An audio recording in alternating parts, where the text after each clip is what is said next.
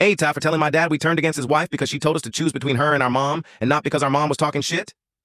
My parents divorced when my siblings, 19 and 21, and I, 22M, were little. They got along okay post-divorce until my dad's wife became a serious relationship for Dad.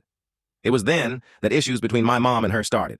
My siblings and I knew nothing about it for several years, and we got along with our dad's wife for a few years. But eventually things changed.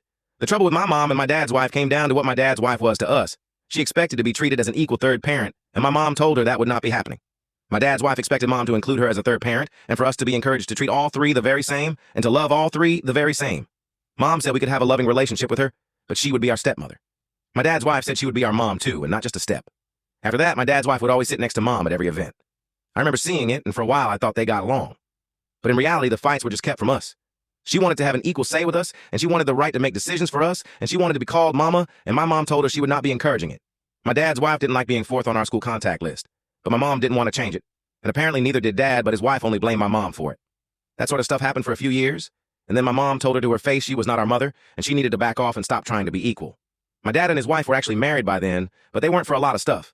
My dad's wife took that as mom getting in a dig about her not being able to have biological children, and after that things changed. I was 8, and she was suddenly telling us mom was a rude and disrespectful witch, and she told us we needed to spend Mother's Day with her at least every other year. She told us we couldn't just always pick our mom, and we needed to pick her too for school-related stuff.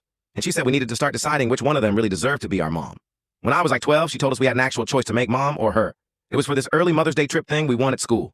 She wanted us to take her and spoil her with it, and she said if we chose mom, she would never forgive us, and that our mom had done everything to stop her being equal, but she was. She said she did just as much as our mom, if not more, and she deserved it more for choosing to do this with us.